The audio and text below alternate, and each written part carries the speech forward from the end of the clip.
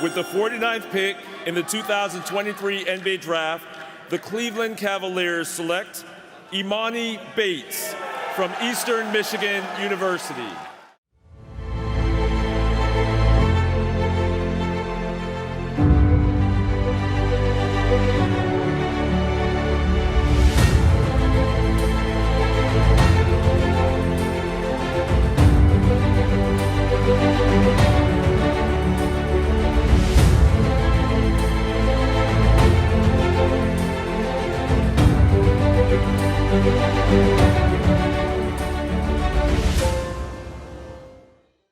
Once touted as the next big thing in basketball, Emoni Bates had a much tougher road to draft night than many would have thought he would.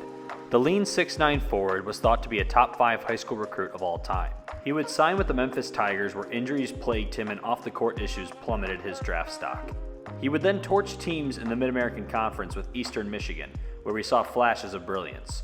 Now with what he describes as a new focus and a new love for the game, Emoni has the potential to be the steal of the 2023 NBA Draft, and the Cavaliers may, just may, reap the benefits of selecting him at 49.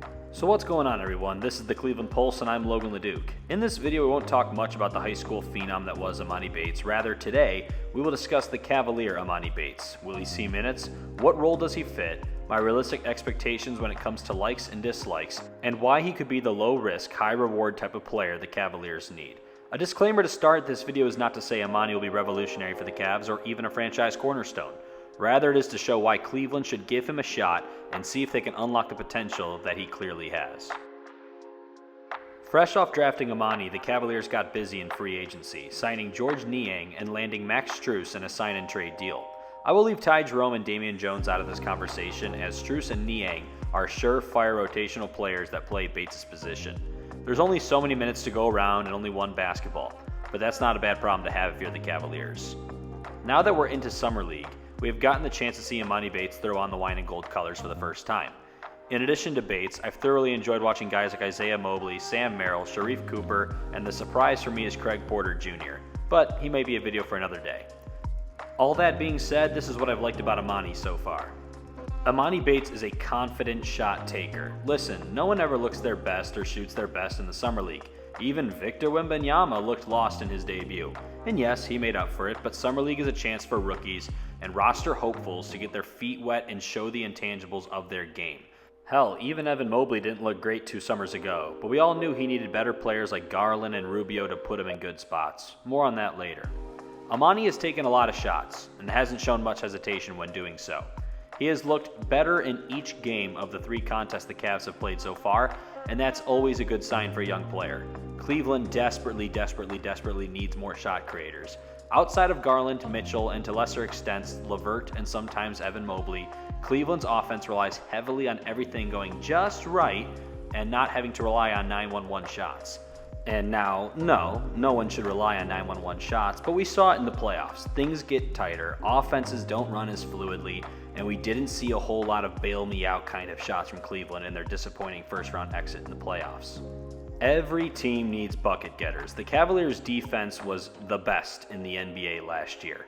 Cleveland has plenty of guys that make them a formidable defense, but offensively, Cleveland plays at one of the slower paces, but don't have the personnel that can make them as effective in that regard. Personally, I think they should play quicker. But if you want a guy like Emoni Bates who can just torch teams in the half court, now granted, we haven't seen him play against the NBA talent and the NBA defenses of the world, but this is the kind of guy that, say Donovan Mitchell needs a possession off, Darius Garland's done everything he can. You need a safety valve kind of person that can just put the ball in the bucket. The Cavaliers had it with J.R. Smith in those years from 2015 to 2018. The Denver Nuggets kind of have it with Michael Porter Jr., Aaron Gordon to a lesser extent. There's definitely teams that always have that other option that isn't quite maybe in their big 3, big 4, but is certainly effective, and Emoni Bates has the potential to do just that. Here's the looming question though, right? Does Emoni Bates see minutes in year 1? If I'm being realistic, probably not too many. I think the Cavaliers are high on him though. I think they want to see him develop. I'd imagine at the beginning of the season you'll see Strus, you'll see Niang really fill roles that the Cavaliers desperately need filled. Had to improve our 3-point shooting, there's no doubt about it. But I do believe, say you get an injury, say you have an off night, Give this kid a chance, because you cannot ignore a 6'9" shot maker at the end of the day. There's just too much potential here. The way I see it, he's a second-round pick. He's the 49th overall pick. If it doesn't work out, it doesn't work out. And the Cavaliers aren't really in position to be waiting on guys to come around. But I think you put Emoni Bates with guys like Garland, with guys like Mitchell, with guys like Mobley, with Allen. I'm not saying he's a starting person. But if you're going to put him out there, don't put him out there with the regulars we see at the end of games who just get in at garbage time. If Emoni Bates is around good talent, I think he will only improve. We saw at Eastern Michigan, he was all by his lonesome. And that's why you see bad shots being taken. That's why you see a low shooting percentage. He will have to work on finding better shots. He will have to work on his defense. There's no doubt about it. He's not a great passer. There's plenty of things that, he may not be ready for the NBA. He may not be ready to contribute right now. But I do believe that Emoni Bates was a great pick. He was the most exciting pick. I think at 49 is the most exciting pick I've ever seen in a second round in a long time. But now we talk hope and expectations. If, and only if, the Cavaliers decide to give Emoni some real run, my hope is he can be a scoring boost off the bench. Anywhere from 9 to 12 points, 3 to 5 rebounds, and a dish or two would be an ideal freshman season.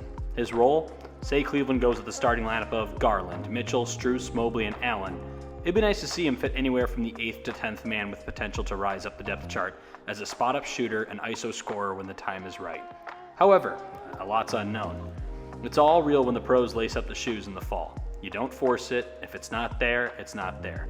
But all the experts, current and former players, call Emoni Bates the potential steal of the draft. So now it's time for Emoni, if given the chance, to prove them all right. If you enjoy Cavaliers content, please do like, comment, and subscribe to the channel. What do you think of Emoni Bates? Will he see some minutes? Is there even minutes to go around? Thank you so much for watching the video. I'm Logan LeDuc, and we'll see you in the next one. Peace.